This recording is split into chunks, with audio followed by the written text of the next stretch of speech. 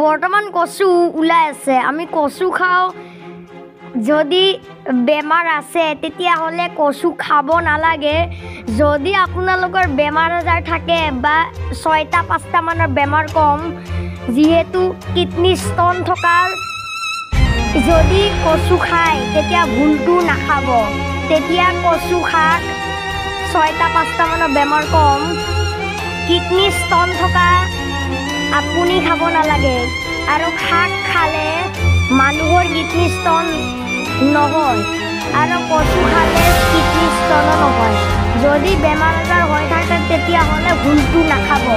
তেতিয়াহ'লে আমাৰ বডিবিলাকৰ ফ্ৰেছ হৈ থাকে এইটো বস্তুটো নাখালে। এই বস্তুটো বহুত টান হয় বহুত। এই বৰ্তমান কচু ওলাই থাকিব সদায় শাওণ আৰু ভাদ মাহত।